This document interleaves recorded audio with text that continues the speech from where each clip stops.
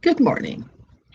This is Emily Windsor Craig, and this is my second video for the day on a completely different topic, although, not different from the role of women. Apparel is one, but food is another, and the topic today is treaties and how they cheat life, because treaties are built upon maritime admiralty and corporate statutes. And if you have read the treaties, you will find there is no listing of the rights to life, of the rights of the human to freedom of speech, freedom of assembly, or any of that. Trade treaties are written to benefit certain standards that may or may not be helpful, natural, and have good outcomes. The Codex Alimentarius is the specific treaty I want to look at today, and down below I have the link to its contents. And like a bill before Congress, it goes into enormous rule-baiting details about what you can do and what you can't do and what's allowed and what's not allowed. But as far as I'm concerned, what Codex Alimentarius has done is limit our access to food supplements that might be very helpful, has okayed GMO designer seeds and GMO designer plants, which may be harmful to life, and have permitted and allowed the spreading of glyphosate as a dehydration chemical upon harvested fruits and vegetables in order to make the harvest easier, but never mind what the glyphosate does to the human body. It dehydrates the body also. So the net effect of the Codex Alimentarius Treaty is exceedingly negative on the quality of commodities, if not the appearance. The GMO commodities appear beautiful and appear healthful, but they have extra stuff in them that's not beautiful and healthful.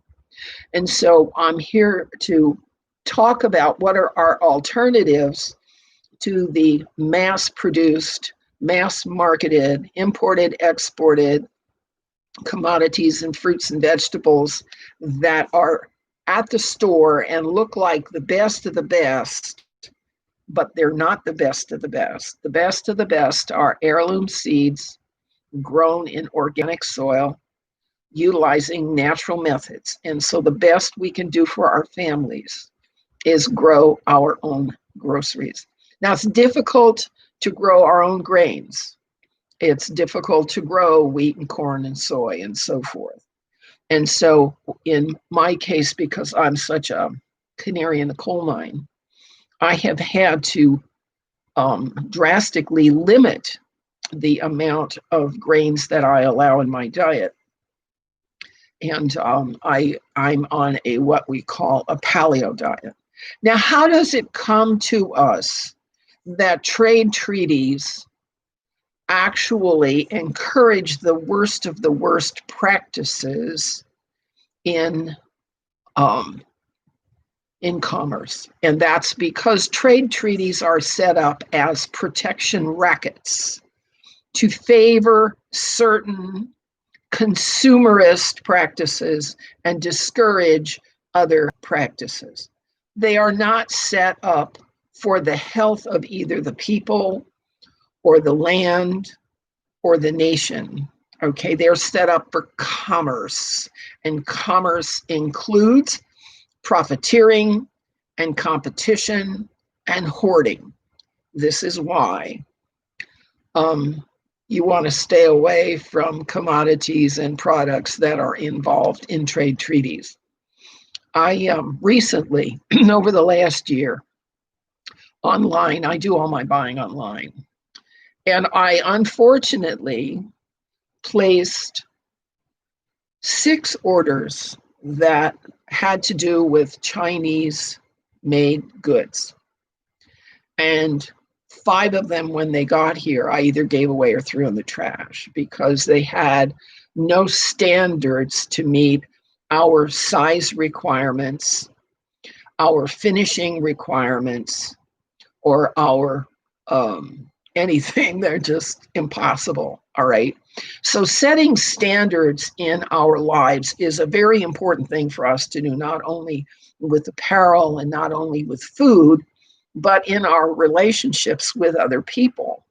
Okay. And what treaties have historically done is destroy relationships, personal relationships, personal business relationships, and regulate according to top-down heuristics, rules of thumb, okay, large-scale rules, which in many cases we in California would call chicken shit, okay, trivial. They strain at gnats and they swallow camels is what happens in treaties.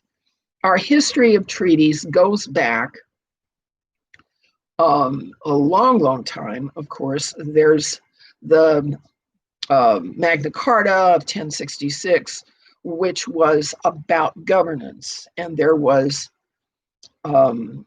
our Declaration of Independence and the Constitution in the late 1700s. In 1822, there was a treaty called the Verona Treaty, which was a reaction to the American Constitution and an attempt by the elites in Europe to regain the absolute sovereignty they had had up until the 18th century. If you read the Verona Treaty, it's a page out of fascism. All right. And in the meantime, the series of wars, which have been profiteering opportunities for banking, for arms, for manufacturers of arms and tanks and wars, okay, the treaties in between have favored or victimized this or that nation because they were on this or that side of the war, okay?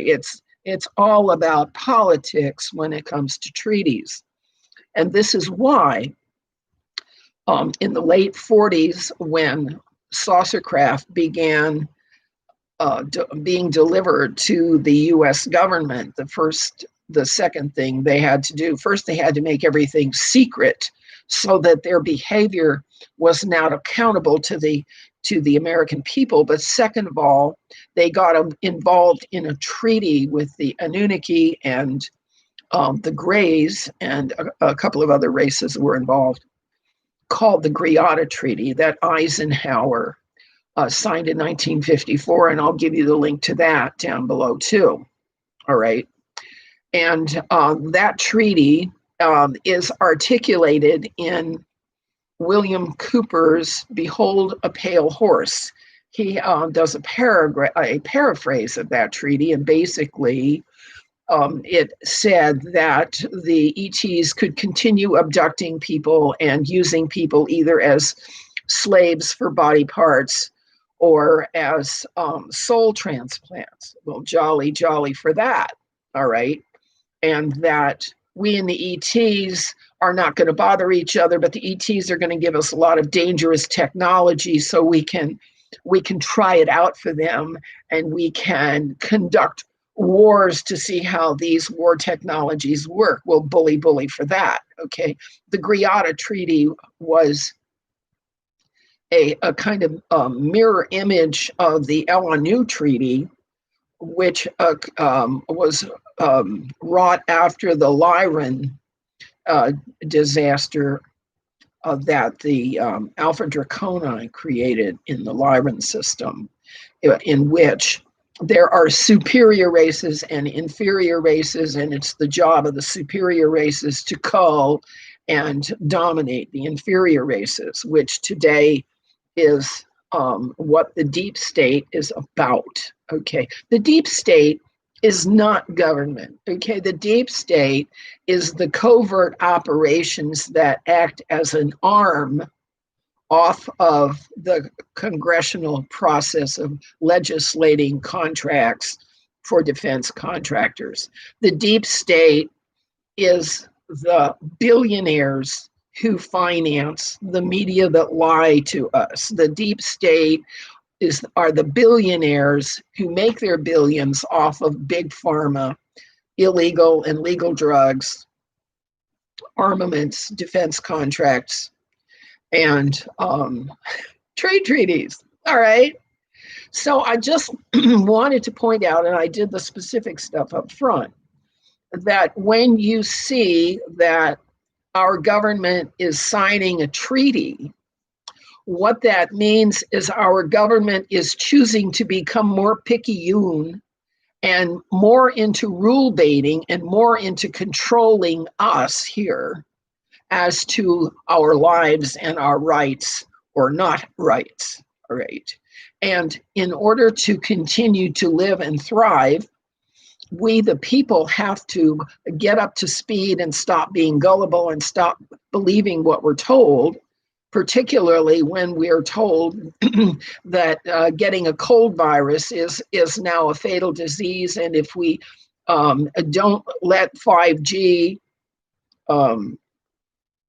dominate our environment, and if we don't wear a mask, and if we don't use these chemicals on our hands all the time, and if we don't do XYZ, it's all rule baiting. But that's not how to be a healthy and wholesome human being. So we must be suspicious of treaties because they all stink. They all stink when they're dictating human life from a top-down level, and ordinary human needs are being written over. See what I'm saying? So I want you to learn about Codex Alimentarius and realize that our food stores are being contaminated and controlled in ways that are unhealthy, and let's all shop at the local flea market and produce market and stay away from the GMO stuff. This has been Emily Windsor Craig, and I hope this information is helpful. Good day.